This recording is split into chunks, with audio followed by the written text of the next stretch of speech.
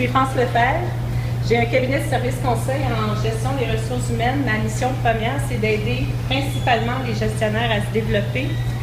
Ma prémisse de base, c'est de me dire que si les gestionnaires sont heureux dans ce qu'ils font, ils vont être meilleurs. Puis s'ils sont meilleurs, bien, ça va faire des équipes plus performantes. Puis ultimement, bien, ça va faire des entreprises qui sont aussi plus performantes. Alors, c'est là-dedans que je travaille. Je fais de la formation principalement. Je fais du coaching, de genre de choses comme ça. Et aujourd'hui, je suis invitée à parler comment on amène les gestionnaires, comment on obtient, si on veut, le buy-in des gestionnaires dans un projet, dans un changement. Alors, voici ce que j'ai préparé pour vous. Si vous avez des questions, si on peut m'interrompre, moi, j'ai pas de problème avec ça, mais on y va. Ça va? Tu me fais signe si je parle trop. Bon? Alors, je vais vous raconter une histoire qui était bien mal partie. Il était une fois une très grande entreprise canadienne dans laquelle je travaillais, avant d'être à mon compte en fait. Et cette entreprise-là avait décidé d'orienter sa stratégie en se basant sur l'amélioration continue. Donc, des techniques Kaizen, grands consultants de renommée japonaise. Et donc, on était vraiment dans la pureté de la chose. Des millions de dollars investis. Très, très intéressant. Ça s'est poursuivi pendant un bon moment. Et, je vais juste vous dire, oui, c'est que, de la façon dont ça marchait, il y avait des ateliers Kaizen dans les usines. C'est une entreprise qui avait des usines partout au Canada, puis au Canada et États-Unis principalement. Et donc, il y avait des ateliers Kaizen qui prenaient 2 semaines avec les employés dans les usines pour amener à responsabiliser, bien entendu, puis à améliorer les processus de travail, et ainsi de suite. Alors, on a aussi amené une formation de 2 jours. Vous pouvez imaginer 10 000 employés, 2 jours de formation chacun en groupe de 8. C'était méga. C'était responsable de déployer ce petit projet. Alors, on a déployé le projet, puis bon, ça roulait, en tout cas, ça avait l'air de rouler un jour. On commence à entendre des trucs du genre, donc, mon boss, il a-tu fait la formation, lui? Ah bon? Pourquoi tu dis ça? Ben, c'est parce que, tu sais, vous m'avez dit d'amener mes idées, parce que mes idées étaient bienvenues, puis il dit, j'ai voulu parler d'une affaire, il m'a dit de retourner à mon poste de travail et de me mêler des affaires. OK, on avait, je crois, échappé quelque chose. Qu'est-ce qu'on avait échappé? On avait simplement échappé un petit détail, micro-détail, c'est qu'on a simplement traité les gestionnaires de premier niveau, entre autres, au même titre que les employés. Donc, ils faisaient la formation de 2 jours eux aussi avec les employés.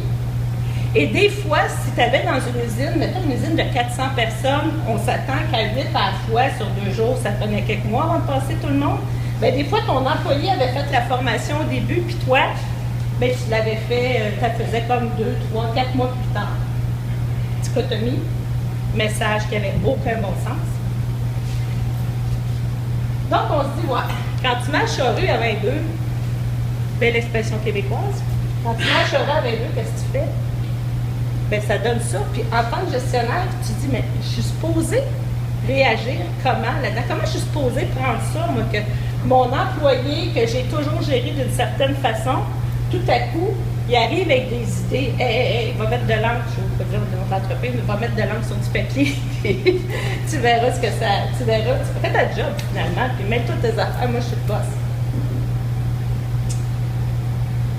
En 1900, avant ça, en fait, ce qu'on réalise quand on est un gestionnaire et qu'on a à gérer un changement, c'est que le défi est double. Parce que tu es toi-même, en tant que gestionnaire, affecté par le changement, bien entendu. Donc, tu dois t'approprier ce changement-là, puis tu n'es pas toujours d'accord quand tu es dans un poste de gestion, on s'entend là-dessus. Là, hein? Donc, tu dois toi-même t'approprier le changement. Puis ensuite, là, c'est où ce que j'essaie de faire? J'essaie de lire à l'envers ce qui est écrit sur le diapositive. C'est pour ça que des fois, j'en manque des fois. Et ensuite, ben, tu es responsable d'accompagner ton équipe dans le changement parce que vers qui est-ce que les employés se tournent quand ils ont des questions, quand ils font face à quelque chose pour lequel ils n'ont pas de réponse? Ils se tournent vers leur boss. C'est tout à fait normal. Donc, un défi double, gérer le changement soi-même, puis aussi être prêt à accompagner ses équipes. En 1998, il y a une chercheuse, en fait, c'est une prof de... Oh, ça sent chaud, c'est écrit en bas. C'est une prof des HEC à Montréal, Céline Bareil, qui a produit un livre qui s'appelle « Gérer le volet humain du changement ». Et cette dame-là a développé le modèle ici que je vais vous présenter rapidement parce qu'il est fort intéressant. Il y a 20 ans, même pas, mais il est encore bien bon. Alors, ce qu'elle a dit, cette dame-là, finalement, c'est que quand on vit un changement, on passe au travers de 7 phases. Elle a appelé ça les phases de préoccupation. Dans la vraie vie, les gens vont généralement se rendre à l'étape 5. 6 et 7, c'est quelques personnes qui vont poursuivre plus loin encore leur appropriation du changement. Alors, je vous les présente, puis mettez-vous dans votre tête la question suivante, c'est OK, qu'est-ce qui est supposé faire ça? Donc, ce que Mme Bareil a dit, c'est que, à la base, première étape, la personne est indifférente face au changement et il y a des stratégies qui viennent avec ça. Quelqu'un qui est indifférent, on va le déstabiliser. C'est ça qu'on va faire. Ensuite, la personne va se poser des questions. Oh, c'est l'impact sur mon rôle. Je fais des choses, là, ça va être différent. Qu'est-ce que je vais faire de différent? Comment ça va marcher? Tu sais, je suis vraiment inquiet. Alors, qu'est-ce qu'il faut faire? C'est rassurer, tenir informé. Je vais ensuite passer, et c'est pas linéaire nécessairement, tu sais, il y a des allées de retour et on avance, on recule un petit peu, puis on avance encore mieux. On va arriver ensuite vers une troisième étape de préoccupation où la personne qui est victime du changement, la personne qui vit le changement, va se poser la question, c'est-tu pour vrai ou c'est encore une fois la saveur du mois? Alors, quand on fait face à ça, il faut être en mesure de clarifier les choix d'organisation. C'est là qu'il faut rester. On va arriver à l'étape 4, où la personne va se questionner sur la nature du changement. Elle veut savoir, OK, c'est quoi ça, cette affaire-là? Comment ça va marcher? Qu'est-ce que je vais faire? Qu'est-ce qui va arriver? Pourquoi? Ainsi de suite. Alors, la stratégie à cette étape-ci, c'est d'informer. Ils en veulent l'information, c'est le temps d'en donner. Et, enfin, où les gens doivent se rendre si on veut que le changement soit vraiment mis en œuvre, c'est la partie soutien disponible. La personne va se questionner sur le soutien qu'on va lui offrir pour s'assurer qu'elle va passer au travers. Parce que quand on fait face à un changement, que ce soit une implantation de système ou quoi que ce soit, on se questionne, on se demande si on va être capable, si on va avoir des habiletés, ainsi de suite. Donc, quel soutien on va offrir à ces gens-là pour les aider à devenir compétents dans la nouvelle façon de faire? Alors, la stratégie, c'est d'apaiser. Rapidement, il y a des gens qui vont se rendre à une étape prochaine, par exemple, où ils sont tellement dedans qu'ils veulent partager leur expérience. Alors, ces gens-là, bien souvent, c'est eux qu'on va nommer formateurs, super users, ce genre de trucs-là. Et il y a même des gens qui vont aller à une étape plus loin, qui vont devenir vraiment des leaders du changement, où ils vont amener ça à une étape, comment on fait pour continuer d'améliorer le produit. Quand je regarde ça, je me dis, moi, je suis un gestionnaire, j'enseignais ça aux gestionnaires dans le temps. Là, je me dis, OK, c'est bien beau, mais comment ils peuvent arriver à faire tout ça? Comment ils peuvent arriver à faire tout ça si on ne les a pas préparés? Ils sont là-dedans. Même s'ils sont des gestionnaires, ils passent au travers toutes ces étapes-là s'ils ont été bien préparés, bien informés, bien pris en charge. Alors, quelques solutions, puis ça va être fort intéressant tantôt. J'en ai lancé quelques-unes, je vous les explique. Puis ensuite, la beauté de la discussion, ça va être que vous apportiez vos propres expériences. Alors, la règle des 7 C, c'est ma création. Elle est complètement nouvelle. Je vous la nomme. Communiquer. Communiquer, communiquer, communiquer. Communiquer. Communiquer. Communiquer. De toutes les façons, communiquer. En fait, ce que j'apprends de mon expérience de jadis, c'est que et avec les clients que j'ai aujourd'hui maintenant, c'est qu'il faut toujours, si on veut avoir le buy-in de nos gestionnaires, parce que c'est ça notre grande question ce soir, si on veut que les gestionnaires adoptent et comment on traduirait le buy-in, mais ils soient des leaders, pardon? Ils s'engagent, qui adhèrent, oui, absolument. Moi, ce que je dis, c'est donnez-leur toujours une longueur d'avance. Y a-t-il de quoi de plus plate et de plus killer, de plus tuant, si on veut, que ton employé se tourne vers toi pour te poser des questions, puis c'est « ben je ne sais pas, j'en sais pas plus que toi ». Comment veux-tu que tes gestionnaires soient mobilisés s'ils ne sont même pas capables de répondre à des questions de base? Donc, toujours donner une longueur d'avance à tes gestionnaires de tous les niveaux. Et ça ne veut pas dire que tout le monde doit tout savoir jusqu'au superviseur dans l'usine, mais qu'ils soient en mesure de faire face à ces choses-là. Donc, pour faire face à ces choses-là, il faut toujours bien que tu aies un peu d'informations. Oups, j'ai sauté.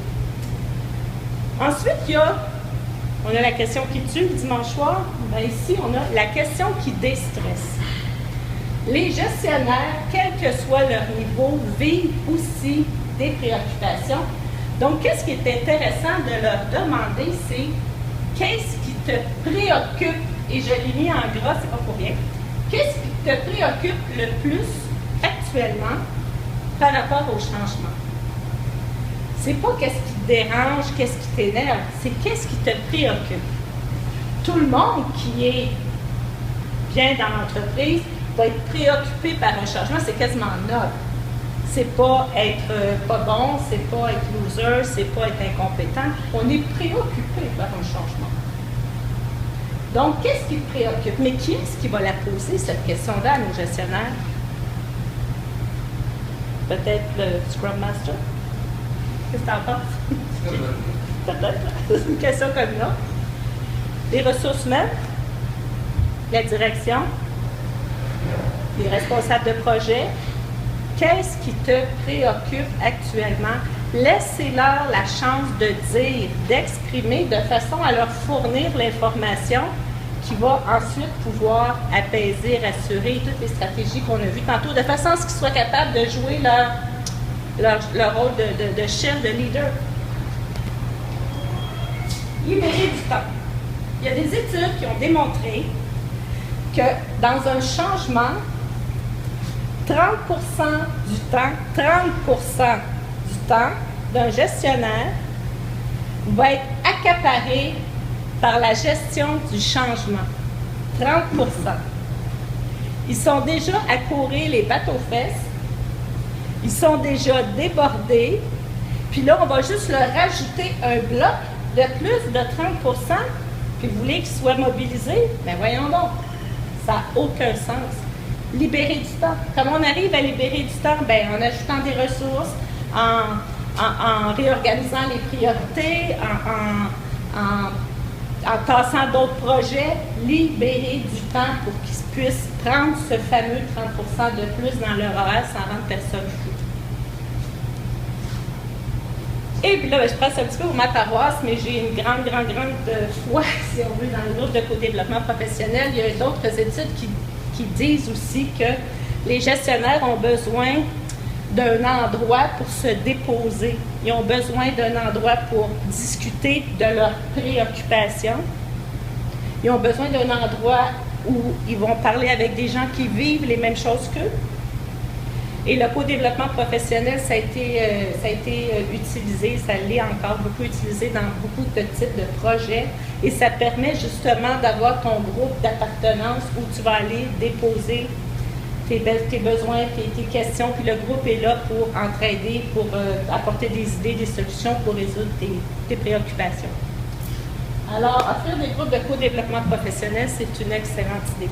Maintenant, la fameuse histoire qui était bien mal partie a fini quand même assez bien parce que la grande entreprise, en fait, elle a eu la sagesse, et c'est pas toujours le cas, mais elle a eu la sagesse d'écouter, d'entendre ce qui se disait, de se poser des questions, puis de dire « Oups, peut-être qu'on m'a échappé une ». Et finalement, ce qui a été fait, c'est qu'on a remis différemment, si on veut réorganiser la stratégie de déploiement, où on a mis les choses dans l'ordre. Alors là, quand on arrivait dans une usine, on commençait par former l'équipe de direction. Puis en plus, ils faisaient les 2 jours entre eux autres. Donc, ils peuvent se poser des questions. Puis ensuite, il y avait un bloc spécial, je pense que c'était une demi-journée, je dis ça de mémoire, où on va discuter de comment on va implanter ce changement-là dans notre usine. C'est quoi notre rôle en tant que gestionnaire, en tant que superviseur. Ensuite, les gens faisaient la formation de 2 jours et c'est juste après que les ateliers Kaizen de 2 semaines arrivaient. Donc, on voit là, qu'il y avait tout à coup une logique dans le déploiement. Puis, mes gestionnaires, quel que soit leur niveau, avaient toujours une longueur d'avance. Je ne dis pas que ça a réglé toutes les situations, mais à tout le moins, si ton employé vient te dire ben, écoute, j'ai une idée, OK, viens qu'on s'assoie 2 minutes, qu'on en parle, tout simplement. Puis on verra ce qu'on va faire avec. Oups! Alors voilà, c'était pas parti. Je pensais que tu m'avais dit que tu les avais enlevés. Non, c'est bon. OK, alors je laisse ça là. Ben voilà, c'est ce que j'avais à vous raconter j'ai respecté mon temps, à peu près 15 minutes sur comment on fait pour amener les gestionnaires à des gros changements. La parole est à vous.